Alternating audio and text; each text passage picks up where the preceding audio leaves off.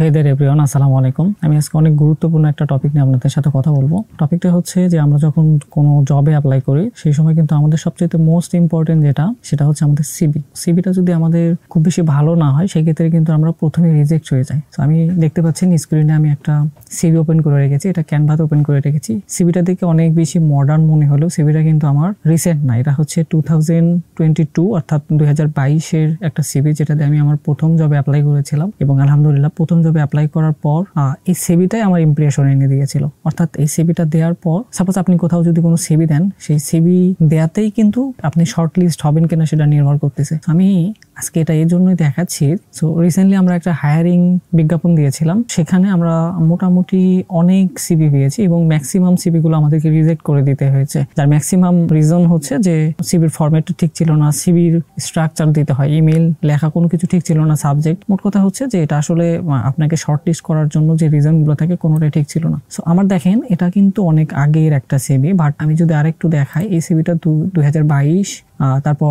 তারপর আমার সিভিগুলো একটু দেখেন, আমার প্রয়োজন অনুযায়ী কিন্তু এই সিভিগুলো আমার চেঞ্জ করতে হয়েছে। এটা হচ্ছে লাস্ট গত বছরের একটা সিভি যেটা আমি চেঞ্জ করেছি। সো আপনার যদি সেই কোশ্চিন কালের কোনো দেখা যাচ্ছে যে 2014-15 সালে যে সিভিগুলো ছিল যে আমাদের বড় ভাইয়েরা ইউজ করেছে, তারপর আমরা সেটা ইউজ করতেছি, জাস্ট নাম বা অন্য কিছু চেঞ্জ করে দেয়, তাহলে কিন্তু এটা প্রথমে বাদ পড়ে যাবে। এবং আপনি যদি অনলাইনে কেরিয়ার করতে চান সেক্ষেত্রে তো অবশ্যই বাদ পড়বে, কারণ দেখেন এখন এআই এর যুগ।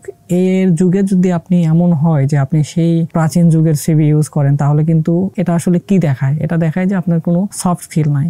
হ্যাঁ, আপনি যুগের সাথে তাল মেলাতে পারবেন না। সো আপনি প্রথমে কিন্তু রিজেক্ট হয়ে যাবেন।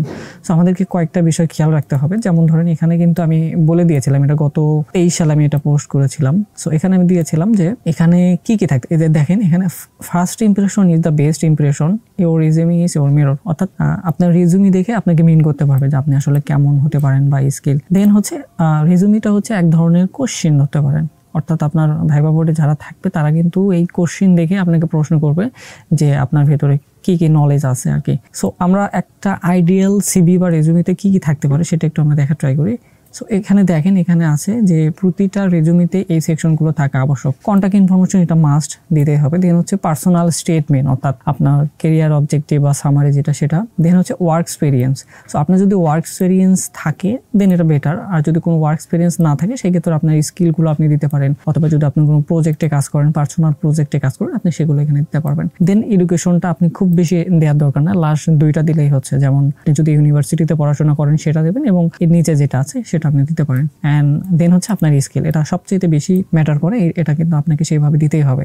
অ্যাডিশনালি যদি মনে হচ্ছে না আপনার এগুলো ইনফরমেশন আপনি ফিল আপ করতে পারতেছেন না, দেন আপনি এক্সট্রা কারিকুলাম যে অ্যাক্টিভিটিস গুলো আছে আপনি সেগুলো দিতে পারেন। যেমন হচ্ছে আপনার যদি কোনো প্রফেশনাল কোনো সার্টিফিকেশন থাকে সেটা অ্যাড করে দিতে পারেন, কোনো হবিস থাকে সেগুলো দিতে পারেন। দেন হচ্ছে আপনার ইন্টারেস্ট, ল্যাঙ্গুয়েজ, দেখা যাচ্ছে আপনি স্পোকেন ইংলিশ পারেন, সেটা আপনি এখানে অ্যাড করে দিতে পারেন।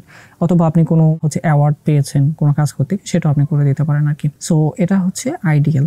আমি এটা এই জন্যই দেখালাম যে দেখেন আমরা একটা জব পোস্ট করেছিলাম জাস্ট হচ্ছে ইন্টার্ন। সো একজন ইন্টার্নকে আমরা হায়ার করবো ডিজিটাল এক্সিকিউটিভ হিসেবে। তার ভেতরে যদি বেসিক যে সিভি লেখার স্কিলটাই না থাকে, যে সে কিভাবে সিভি লিখবে অথবা সে সিভিটা কিভাবে সাবমিট করবে, সেটার ফরম্যাটটা কি হবে, সো এটা যদি না হয় তাহলে কিন্তু সে রিজেক্ট হয়ে যাবে। সো আপনাদের যদি সিভির ফরম্যাটের প্রয়োজন হয় যে আপনারা বুঝতে পারতেছেন না কি জন্য বা কিভাবে করবেন, সো দেন আপনারা তাহলে প্রথমে ChatGPT থেকে আপনারা হেল্প নিতে পারেন। ChatGPT থেকে হেল্প নেওয়ার পর যদি আপনারা বুঝতে না পারেন তাহলে এক্সপার্ট যারা আছে তাদের থেকে নিতে পারেন। এই ক্ষেত্রে যদি আপনার মনে হয় যে আমার কাছ থেকে আপনার কোনো হেল্প প্রয়োজন, তাহলে অবশ্যই আমাকে নক দিলে আমি এটাতে হেল্প করা ট্রাই করবো। সো ভালো থাকবেন, থ্যাংক ইউ, আসসালামু আলাইকুম।